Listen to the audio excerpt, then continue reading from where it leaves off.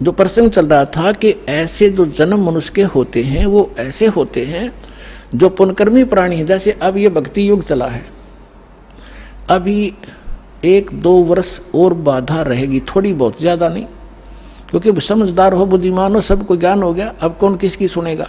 फिर 1-2 वर्ष के अंदर पूरे विश्व में फैल जाएगा, सब आपके साथी समर्थक हो जाएंगे, फिर बात तक खत्म हो जाएगी। फिर जो मर्यादा आप करोगे आपका सहयोग देंगे और वो भी वो मर्यादा ही पालन कर रहे होंगे, तो आपका भक्ति खंड नहीं होगा, आप भी सफल होंगे और वो भी होंगे। फिर क्या होगा कि कुछ दिनों में आपको इतना सुख हो जाएगा, क्योंकि भगवान सुख सागर है।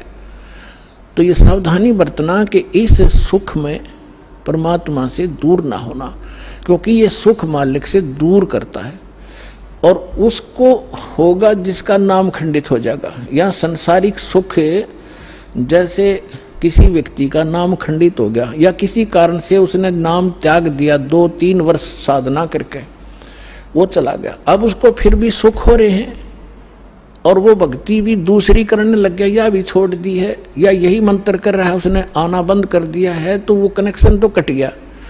आगे चार्जर नहीं है उसका, लेकिन पिछला चार्ज जो बैटरी है वह काम कर रही है। अब वो काफी अच्छा चार्ज हो गया तो घरे दिन भी काम कर देगी, लेकिन वो ये सोच रहा होगा कि मेरा क्या बिगड़ गया। अब फिर बिगड़ेगा, जब ऐसा बिगड़ेगा कि किसी प्रकार समझ में नहीं आएगा उसके। अब इतना ज्ञान दिया जाता है, मैं कोई बालक नहीं या वैसे थूक बिलो हूं, कोई लालच हो मुझे, 2 रोटी भगवान ने दे रखी थी, जेई की नौकरी थी, बढ़िया काम चल रहा था, परमात्मा ने पहले भी ठीक से घर में गुजारा ऐसे जन्म दे रखा था जहां रोटी टाइम पर ठीक मिले थी। तो दास ने पता चला कि मेरे जैसे दुखिया सारे ही हैं जिनको भगवान की चाह हर धक्के खा रहे हैं, मुझे पता लग गया, तो सबको आवश्यकता इस भगवान की, इस ज्ञान की। तो इसलिए दास ने इस पर कदम उठाया। तो इस प्रकार जैसे आप जो सफल होगे। और एक बात और ध्यान रखना, आप यहां केवल उसी उद्देश्य को लेकर ना आना कि जैसे रोगी है वो रोग ही स्वस्थ हो, जिसको पुत्र की संतान नहीं है वो संतान ही हो तो बात बने। अगर संतान भी आपको आवश्यक होगी देनी तो यही मिलेगी, पृथ्वी पर कोई नहीं देगा आपने। और जो आपका रोग निवारण होगा तो यही होगा, पृथ्वी पर कहीं होगा भी नहीं, और होगा ही होगा, रोग तो निवारण होगा ही होगा। बाकी संतान भी परमात्मा अगर चाहेगा तो सब कुछ कर सकता है। उसका एक लंबा इतिहास है, फिर बताऊंगा, ऐसी बात नहीं। यहां हजारों ऐसे प्रमाण हैं जिनके 10-10 वर्ष, 12-12 वर्ष और 15-15, 20-20 वर्ष ब्याह न हो गए थे और बच्चा नहीं था। सारे सब आजकल तो सारे जो है ना भौतिक और सारे ट्रीटमेंट हैं, ये भी करवा के छक लिए थे मालिक ने, उनको भी संतान दे दी। ये तो कोई बड़ी बात नहीं है, लेकिन हमारा आपका मूल उद्देश्य मोक्ष हो और आपको पार करने के लिए परमात्मा जैसे भी आपको रखे वैसे ही रहो।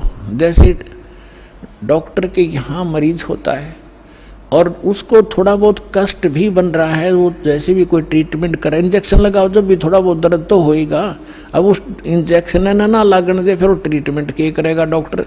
तो थोड़ी बहुत संकट, थोड़ा बहुत कष्ट आपको महसूस भी हो, वो गॉड गिवन समझना। किस लिए परमात्मा हमें उदाहरण देते हैं अपने ऊपर ही। कहते हैं कबीर सुख के माथे पत्थर पड़ो, जो नाम हृदय से जावे, बलिहारी व दुख के जो पल पल नाम रटावे।